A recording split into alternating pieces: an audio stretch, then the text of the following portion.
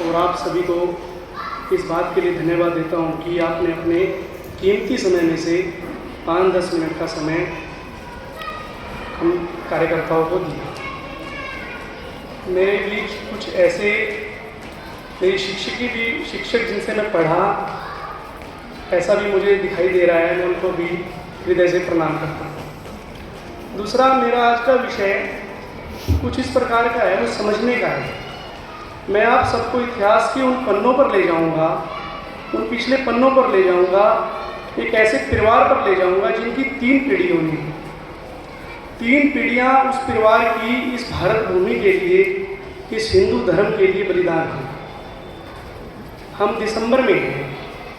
एक ऐसे बच्चे, छोटे छोटे बच्चे जिनकी आयु केवल 7 वर्ष, 9 वर्ष, 15 वर्ष और 17 वर्ष, ऐसे 4 बच्चे अपनी भारत भूमि के लिए और केवल ये कहते हुए हमें निज देश प्यारा है, हमें निज धर्म प्यारा है, ऐसा कहते हुए चारों के 4 बच्चे इस भारत भूमि के लिए, अपने हिंदू धर्म के लिए बलिदान देते हैं। ऐसा परिवार, एक ऐसा परिवार जिन्होंने 70 वर्षीय माता गुजरी, 70 वर्ष जिनकी आयु रही होगी, इस धर्म के लिए, इस देश के लिए बलिदान होगी। आज मैं आप सभी को उस परिवार की ओर ले जाऊंगा, इतिहास के कुछ उन पन्नों की ओर ले जाऊंगा। और ये इतिहास कोई बहुत पुराना नहीं है, कोई 1000-2000 वर्ष पुराना नहीं है, 300-310 वर्ष पुराना केवल ऐसा इतिहास है। और हम सब अपने जीवन में अनेकों बार ऐसे नाम सुन चुके हैं, उनके बारे में सुन चुके हैं, परंतु उनके इतिहास को हम जानते नहीं। 25 दिसंबर को हम सब क्रिसमस को तो जानते हैं, परंतु यही दिसंबर के वो दिन थे, वही 26 दिसंबर था, और पूरा का पूरा परिवार, पूरे के पूरे 4 बच्चे भारत के लिए, इस हिंदू धर्म के लिए अपने जीवन को सुहा कर देते हैं।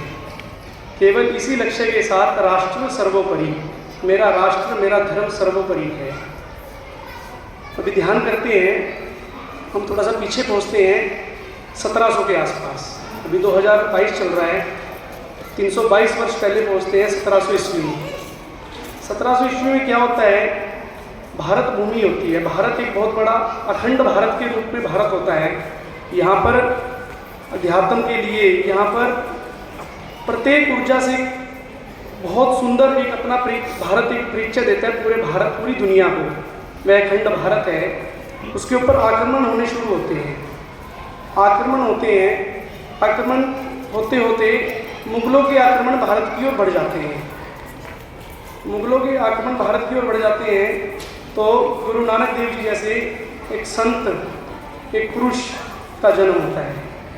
वो सिख पंथ की स्थापना करते हैं। सिख पंथ की स्थापना को आगे परंपराओं को बढ़ाते हुए 9वें गुरु तेग बहादुर जी तक ऐसी परंपरा पहुँचती है। तो 9वें गुरु बनते हैं गुरु तेग बहादुर जी। गुरु तेग बहादुर जी जैसे ही बनते हैं, मुगलों का आक्रमण इतना भारतवर्ष पर बढ़ जाता है, कश्मीर के ऊपर इतना बढ़ जाता है कि कश्मीरी पंडित परेशान हो जाते हैं। कश्मीरी पंडित बुरी तरह परेशान हो जाते हैं। औरंगजेब इतना ज़बरदस्त तंग कर देता है। औरंगजेब का आक्रमण, औरंगजेब ने कसम खाई होती है कि मैं रोज़ाना 1.25 लाख जनेऊ को जलाकर मैं भोजन करूँगा, 1.25 लाख जनेऊ को जलाकर मैं भोजन करूँगा, ऐसी वो कसम खाता है। और भारतवर्ष के हिंदुओं को बुरी तरह से मारता है। तो गुरु तेग बहादुर जी तक कश्मीरी पंडित इकट्ठे होकर गुरु तेग बहादुर जी के पास पहुँचते हैं और उनसे आग्रह करते हैं कि गुरु जी, औरंगजेब का आक्रमण बुरी तरह बढ़ चुका है, बिल्कुल अत्याचार कर रखे हैं, एक महान बलिदान की ज़रूरत है, एक महान बलिदान की ज़रूरत है, ऐसा कश्मीरी पंडित गुरु तेग बहादुर जी को कहते हैं। पास खड़ा गोविंद, 9 वर्ष, केवल आयु 9 वर्ष की रही होगी, वो सोच में पड़ जाता है कि पिताजी, आपसे महान कौन हो सकता है? इस भारत भूमि को बलि देने के लिए, इस हिंदू धर्म की रक्षा करने के लिए, इस भारत भूखंड की रक्षा करने के लिए आपसे महान व्यक्ति कौन हो सकता है जो बलिदान दे सके?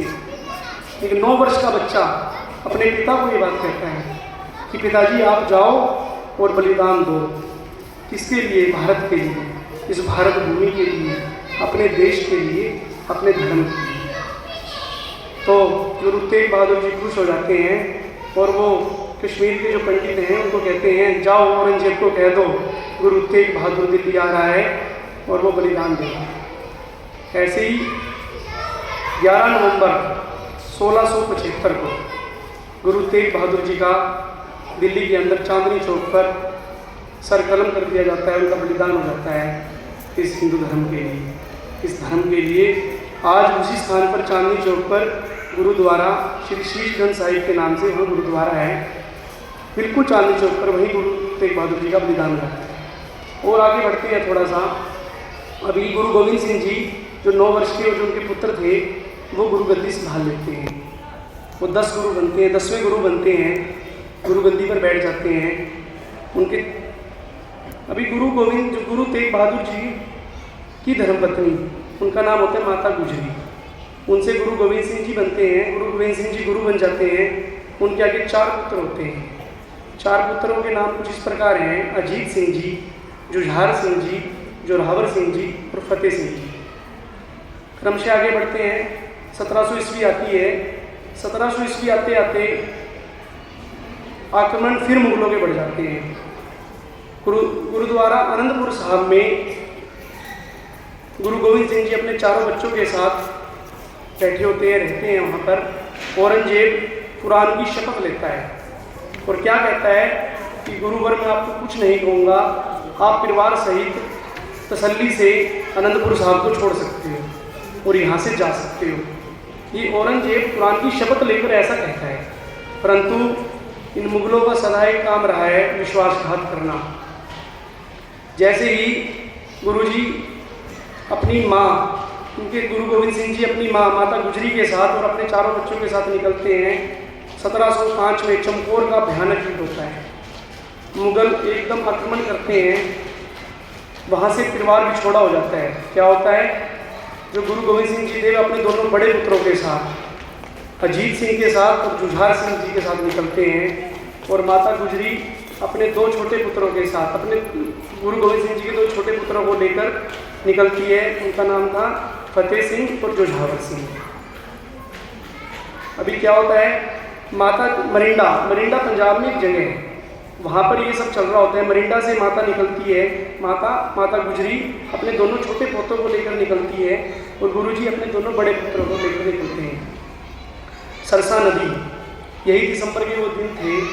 सरसा नदी भी कितनी ठंड, आजकल भी ठंड है, आजकल तो फिर भी ग्लोबल वार्मिंग की वजह से थोड़ा वातावरण में गर्मी रहती है। अब उन दिनों की बात करें तो कितनी ठंड रही होगी। रात को वो निकलते हैं, गुरुजी अपने बड़े पुत्रों को लेकर निकलते हैं। चमकौर का भयानक युद्ध होता है। तो सबसे बड़ा पुत्र, जिनकी आयु रही 17 वर्ष, उनका नाम रहा अजीत सिंह जी। वो कहते हैं मैं ये युद्ध लड़ूंगा। सब मना करते हैं कि आपको आगे गुरु गद्दी संभालनी है, आपको इस गुरु परंपरा को आगे बढ़ाना है, आपको गुरु गद्दी संभालनी है, आप युद्ध ना करें। लेकिन अजीत सिंह ने बचपन से ही अपने पिता की शहादत, अपने दादाजी की शहादत, गुरु तेग बहादुर जी की शहादत, ऐसे किस्से सुने होते हैं बचपन से ही। उनके अंदर एक वीरता का खून बह रहा होता है। वो कहते हैं नहीं, मैं युद्ध करूँगा, और वो चमकौर का युद्ध करते हैं और इतना अच्छा युद्ध करते हैं कि मुगल सेना कांप उठती है। मुगल सेना दरधार उठती है कि अजीत सिंह जैसा 17 वर्ष का एक बच्चा बड़े बड़े योद्धाओं को धड़ाधड़ काटे जा रहा है, मारे जा रहे हैं। ज़बरदस्त युद्ध करते हैं, लेकिन युद्ध करते करते वो भी इस भारत भूमि के लिए एक 17 वर्ष का बच्चा अपने धर्म के लिए यही कहता हुआ मुझे अब इस देश प्यारा है, मुझे मेरा धर्म प्यारा है, और देश के लिए बलिदान हो जाता है। फिर बारी आती है जुझार सिंह की, वो कहता मैं लड़ूंगा। वो भी भयंकर 15 साल का बच्चा रहा। 15 साल का बच्चा उस मुगल सेना के सामने युद्ध करता है। चमकौर का वह युद्ध 1705 ईस्वी में चल रहा होता है। यही वो दिन होते हैं। युद्ध करता करता उसकी तलवार टूट जाती है। तलवार टूटने के बाद वो मयान निकालता है। मयान और तलवार में अंतर होता है। तलवार एक मजबूत लोहे की बनी होती है, बड़ी मजबूत होती है, उससे लड़ना एक अलग बात है। लेकिन जैसे ही वो टूट जाती है, वो मयान को निकाल लेता है। मयान क्या होती है, जिसमें तलवार को रखा जाता है। कैसी वीरता रही होगी, किस प्रकार की उनको तलवारबाजी का गुरुजी ने उनको सिखाया होगा, अपने पिता से वो सीखे होंगे कि मयान से भी वो लड़ता लड़ता हजारों मुगलों की सेना को 10-20 सेनाओं को 10-20 लोगों को मुगल सेना के लोगों को मयान से ही मार देता है, वो भी शहीद हो जाता है। अभी और आगे बढ़ते हैं तो दो बच्चे, अभी एक की आयु होती है 7 वर्ष और एक की आयु होती है 9 वर्ष। 9 वर्ष होती है जुझार सिंह की और 7 वर्ष होती है फतेह सिंह की। वो माता गुजरी के साथ जंगलों के रास्ते से मरिंडा से निकल कर आ रहे होते हैं। मरिंडा एक जगह है पंजाब में, वहाँ से निकलते हैं, नदी के किनारे किनारे निकलते हैं, रात को जंगल में पहुँचते हैं। जंगल में पहुँचते हैं, बहुत ठंड थी। एक गूंगा नाम का सेवक उनको देख लेता है। गूंगा नाम का सेवक उनको देख लेता है तो उनको वो अपने घर ले जाता है। उनको पहचान लेता है कि ये तो गुरु जी के बच्चे हैं, ये तो जोरावर सिंह है और फतेह सिंह है और माता गुजरी है। वो उनको अपने घर ले जाता है। तो माता गुजरी सोचती है कि इसके मन में कहीं लालच ना आ गया हो तो अपना सब कुछ धन उनको पहले ही दे देती है। परंतु वो क्या करता है, वो वहाँ के कोतवाल को इस बात की सूचना दे देता है कि मेरे घर में दोनों बच्चे और माता मेरे साथ हैं। तो वहाँ से मरिंडा से फतेहगढ़ साहिब 20 किलोमीटर पड़ता है। तो कोतवाल वहाँ के नवाब को ये सूचना दे देता है कि गंगू के घर दोनों बच्चे भी हैं, दोनों साहिबजादे भी हैं और माता भी है। वहाँ से उनको गिरफ्तार कर लिया जाता है। तो गिरफ्तार कर यकीन मानना रात के समय उनको मरिंडा से फतेहगढ़ साहिब लेकर जाया जाता है। बिल्कुल ठंड में एक रिक्शा बनाई जाती है, उस रिक्शा के चारों ओर कोई कपड़ा नहीं लगाया जाता। दोनों बच्चों को खड़ा कर दिया जाता है और 70 वर्षीय माता गुजरी को खड़ा कर दिया जाता है और उनको गिरफ्तार कर लिया जाता है। फतेहगढ़ साहिब पहुँचते हैं। अगले दिन दरबार लगता है, नवाब बैठता है। नवाब बैठता है तो कहता है, बताओ बच्चों, तुम क्यों बगावत करते हो? तो बच्चे कहते हैं, मैं मेरे धर्म के लिए बगावत करता हूँ, मैं मेरी भूमि के लिए बगावत करता हूँ। तो छोटे छोटे बच्चे होते हैं, नवाब सोचता है छोटे बच्चे हैं, कोई बात नहीं। तो वहाँ का एक वजीर वो आराम से बच्चों से पूछता है, बच्चों तुम नहीं समझते, तुम क्या बोल रहे हो? तुम इस्लाम धर्म को कबूल कर लो। तुम एक बार बोल दो कि हम मुसलमान बनने के लिए तैयार हैं, आपकी जान भी छोड़ दी जाएगी, आपको छोड़ दिया जाएगा और आपको कुछ स्वर्ण मुद्राएं भी दी जाएंगी। लेकिन वो बच्चे कहते हैं नहीं। 9 वर्ष की आयु का बच्चा और 7 वर्ष की आयु का बच्चा कहता है नहीं। वैसे ही वो दीवान पूछता है, अगर सपोज करो, अनुमान करो कि आपको छोड़ दिया जाए तो तुम क्या करोगे? केवल वैसे ही पूछता है। तो वो 9 वर्ष का बच्चा और 7 वर्ष के बच्चे पता है क्या कहते हैं? कहते हैं, अगर आप हमें छोड़ देते हो तो हम दोबारा जंगल जाएंगे, जंगल में जाकर दोबारा अपने योद्धा तैयार करेंगे, दोबारा अपनी सेना तैयार करेंगे और आपको मार गिराएंगे और आप लोगों से लड़ेंगे। ऐसा 9 वर्ष का बच्चा कह रहा होता है। किसके लिए कहता है? इस भूमि के लिए कहता है, अपने धर्म के लिए कहता है। फिर उसको गुस्सा आ जाता है नवाब को। वो कहता है, देखो दीवान, तुम तो कह रहे थे बच्चे हैं छोटे, इनकी बगावती सुर देखो कितने ज़बरदस्त हैं। कोई बात नहीं, उन बच्चों को 2 दिन की मोहलत दी जाती है और एक बुर्ज बनाया जाता है। बुर्ज बनाया जाता है 24 फुट ऊंचा, 24-25 फुट ऊंचा बुर्ज बनाया जाता है। बुर्ज में उन दोनों बच्चों को, खुला बुर्ज बनाया जाता है चारों ओर से, उन दोनों बच्चों को और उनकी अपनी दादी माता गुजरी को उस बुर्ज में खड़ा किया जाता है। 2 दिन कुछ खाने पीने को नहीं दिया जाता। सर्दी की यही दिन, दिसंबर चल रहा होता है, ठंडी ठंडी हवाएं लगती हैं। वहाँ पर एक बहुत अच्छी बात होती है। फिर वहाँ पर एक आता है, उस जेल के अंदर जहाँ उन बच्चों को रखा जाता है, एक सेवादार होता है, मोतीराम मेहरा। वो सेवादार मुगलों का जेल का एक अधिकारी होता है, काम मुगलों के यहाँ करता है, नौकरी उनके यहाँ करता है, परंतु भारतीय मूल का होता है, सिख मूल का होता है मोतीराम मेहरा। वो उन बच्चों को और उस माता को देखकर उसके मन में बड़ी तड़पन होती है। वो रात को अपनी घर जाकर अपनी पत्नी को बताता है कि ऐसे ऐसे गुरु जी के दोनों बच्चे और गुरु जी की माता हमारे बुर्ज में, हमारे नवाब ने उनको कैद कर लिया है और उनको उस बुर्ज में रखा गया है और उस बुर्ज में कोई भी दीवार नहीं है, ठंडी हवाएं चलती हैं, पूरी रात वो सो नहीं पाते और बहुत ज़्यादा भयंकर सर्दी है। तो उसकी पत्नी क्या करती है, मोतीराम मेहरा की पत्नी अपने सारे जेवर उस मोतीराम को दे देती है कहती है लो ये सारे जेवर तुम, मेरे जितने भी जेवर हैं।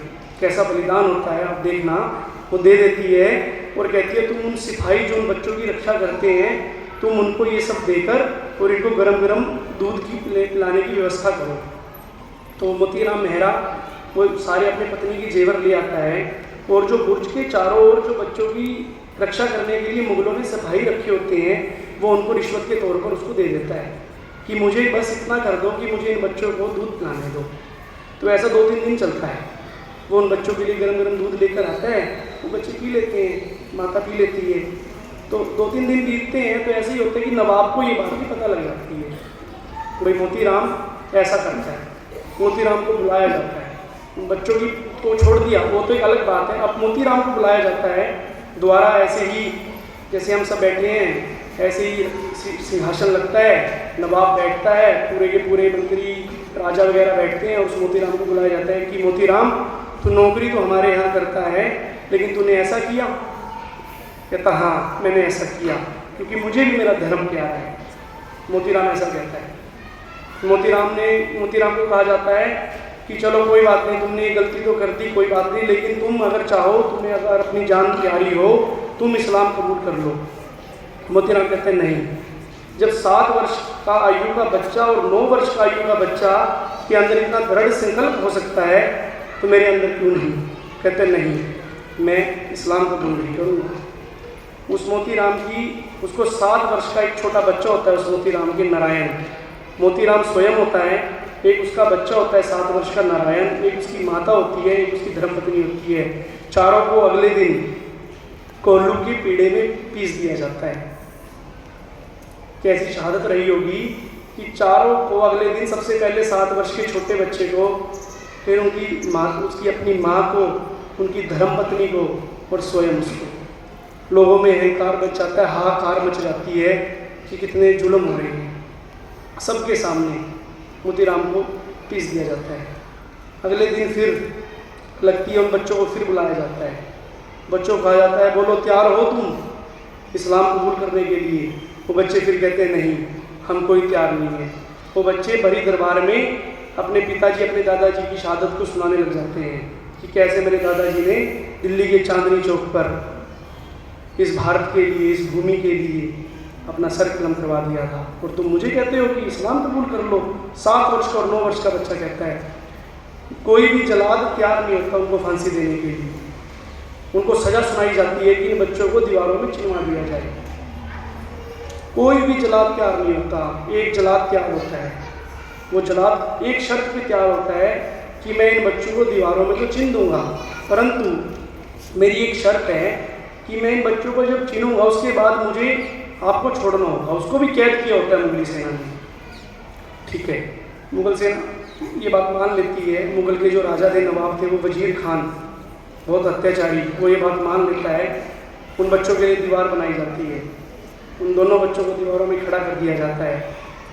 जो फतेह सिंह होता है उसकी हाइट थोड़ी छोटी होती है और जोरावर सिंह की थोड़ी हाइट बड़ी होती है। तो दीवार दोनों के मुख तक पहुंच जाती है। फिर एक बार फिर पूछा जाता है बोलो बच्चों तुम अपना इस्लाम कबूल करने के लिए तैयार हो? अभी भी वक्त है, बता दो अगर इस्लाम कबूल करना हो। एक बार कह दो कि हम मुसलमान बन जाएंगे, तुरंत छोड़ दिया जाएगा।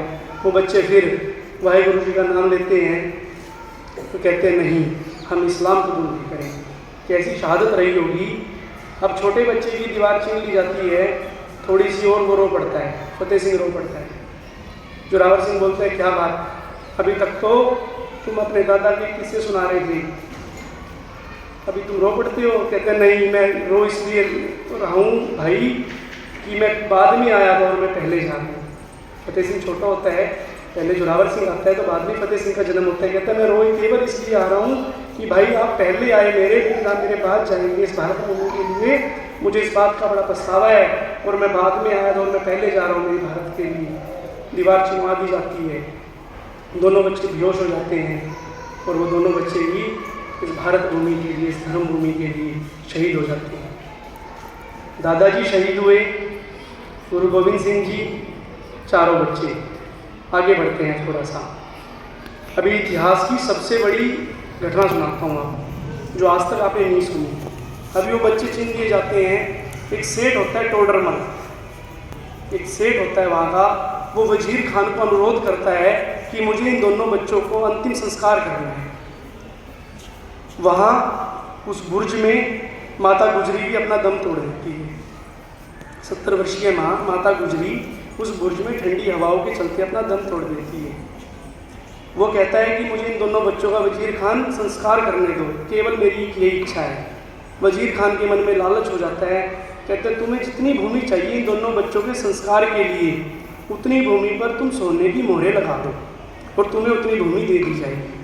टोडरमल, तुम उतनी भूमि पर सोने की मोहरें लगा दो। वजीर खान एक दिन का समय मांगता है, वो शाम तक उस ज़मीन पर जितनी भूमि उनको चाहिए थी सोने की मोहरें बिछा देता है। इस प्रकार सोने के कोई ना ऐसे होते हैं अपने सिक्के, उनको ऐसे बिछा देता है। वजीर खान देखता है इसने तो कर दिया ये काम। वो कहता है नहीं, ऐसे नहीं, इन मोहरों को खड़ा करो, ऐसे बिठाने की बजाय इन मोहरों को खड़ा करो, तब भूमि दूंगा। वो अगले दिन फिर कहता है एक दिन का समय और चाहिए।